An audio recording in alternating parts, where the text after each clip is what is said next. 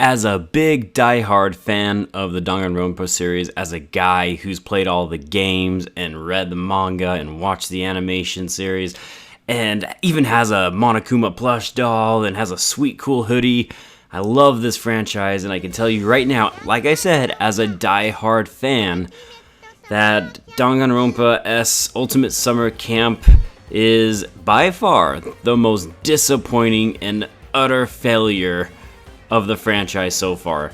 This game is just not good and it breaks my heart. The premise is simple. All of the characters from the other 4 games, including Ultra Despair Girls, are getting together to have a summer party on Jabberwock Island. I refuse to spoil anything else, but their objective is to collect the hope fragments, and naturally Monokuma wants to try to riddle them all with despair, but he can't technically kill anyone. That's the whole premise. That's the main, as basic as a story as I can give you, but it's also as basic of a story as this game is, as there isn't really a story after that. Instead, you will be running around on the exact same board, mind you, doing the exact same things over and over again in an attempt to level up your characters and interact with the other students. At first it seems fine. It seems like it's going to be a generally fun experience, and I was very excited, and I don't hate the board. I actually really like that I can see all of these past places that have been encompassed across all of the franchise. I really like that. I like that they brought back, for example, the Mono Beast, and the part where you can interact. For example, you can have Kaede from the 3rd game interact with, let's say, Aoi from the 1st game, or Chiaki from the 2nd game. You get the point. To see these interactions and to see these students talk to each other and communicate is actually pretty fun, and it's probably the best part of this game. But here's the kicker, like I said, is you have to do this while you're on a board. And at first, even the board itself, it's pretty well designed and it's very creative, and I really enjoy it. You have a lot of options in terms of what you want to do. You roll a dice just like you normally would. It's a random roll, then you get to choose. Do I want to fight someone? Do I want to go to the shop and try to upgrade my weapons? Do I want to hit events so I could level up my character in a matter of sense? You even have specific spaces where you can level up your character immediately. There are mid-bosses, there's enemies, there's a boss fights, it has RPG elements. It sounds like it should be a really fun game. That is until you realize that you have to literally repeat the exact same board with a bunch of different characters over and over and over and over and over again in a very tenuous grind. And the whole reason why you have to grind for so long is because this game is attempting to extort more money out of you. And I'm not talking in the game, I'm talking in real life. Yes, Danganronpa Ultimate Despairs has microtransactions, and boy, do they have them. Because you see, despite the fact that the game flaunts all of these characters, we're talking 30, 40 plus characters with different outfits and even more unlockables like that you can acquire, that it has all of these characters, you only start with 4 or 5 of them. Right from the get-go, the main ones from all the games. That's it. And then you will have to play this board game, develop one of those characters, level them up, you get the hope fragment, Monami rewards you with some tokens, and then you use those tokens to go to the gambling machines where you will attempt to hopefully pull in another character, which is completely RNG, and there is no way of guaranteeing that you're going to get your favorites. And after you're done spending all of your tokens, you have to then select another character, go to the board, play throughout the board, 50 turns basically, and repeat the process over and over again in an attempt to unlock all the hype cards and all the character cards and everything you could ever want. Or you can spend $1 to get anything you want in the game, basically.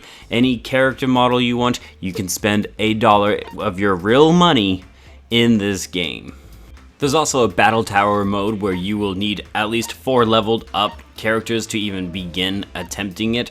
And if you can pass through each of the levels, you will get bonus Monokuma tokens that you can use to almost guarantee that you can get characters. But like I said, you still have to go back then to the board, level up your character some more so you can beat those challenges, because there are specific challenges in each thing, and then you get those tokens. And even then, it's still not a guarantee because, like I said, it is still RNG. You just have a better chance, essentially, of getting a character, and it might not even be a character you want. Do you see what I'm getting at here? You can literally, and this is not a joke, you can literally spend hundreds upon hundreds of dollars in this game. And for what? Pointless characters that you just need to go back in and develop and try to climb a tower because there's no real story here. There's no good reason to even develop these characters. I thought when I would play this game that I would have an opportunity to see some cool flashy moves or some really unique cutscenes, but there's none of that here. All of your cool cutscenes and stuff is at the introduction of the game. It's all there. Everything else is just the same thing. Kaede doesn't have a cool special move where she plays her piano or anything. Everybody has the exact same skills you can select from because it's all just there for you to select. They can all have the exact same skills. Nobody's unique. Nobody is special. The only thing that makes them special is that their stats are a little bit different, and if you want to get up higher in the battle tower mode, you'll need to coordinate those stats to get up higher in that mode. And what does that mode reward you with? Just more coins and stuff, and a hope and a prayer attempt to get more hype cards and to get more characters. This is the entirety of the game. Which is a shame, because on the event and the friendship spaces where the characters get to interact with each other, they're true to their characters. The script and the writing there is really, really well done. I enjoy those moments. They're my favorite spaces to land on in the game, just because that's the only part of the game that actually has any sense of originality to it, because the combat certainly doesn't. You'll just fight the same enemies over and over again. You'll fight the same bosses over and over again. You go to the same places over and over again.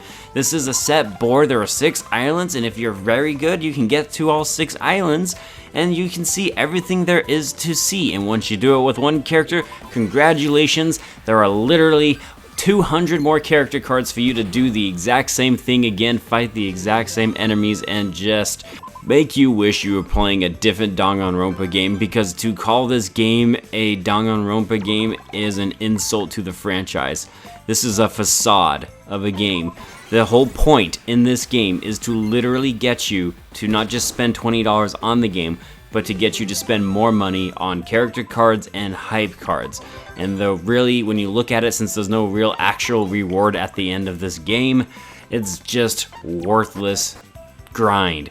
This is all you do in the game. It's a worthless grind, guys. I'm sorry, but it's the truth. It's not a well-designed game.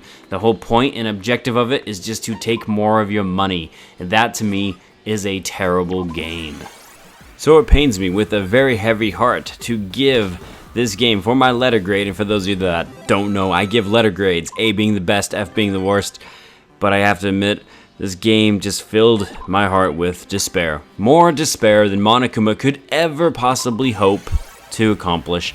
And so I have to give this game a D+. A frickin' D+, because at the end of the day I have to keep it real. And while yes, there is a nice lively board, it is only one board technically, and while yes, the characters interacting with each other are really cool, nothing else about the game is good.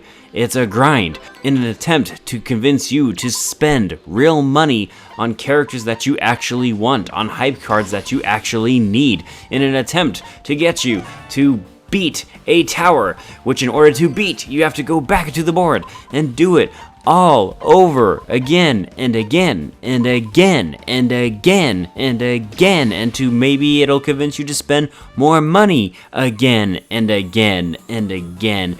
And this is not a good game. This is a facade of the Danganronpa franchise. To call it as part of the Danganronpa franchise is an insult. It is a criminal act, and Spike Chunsoft, you should be ashamed of yourselves.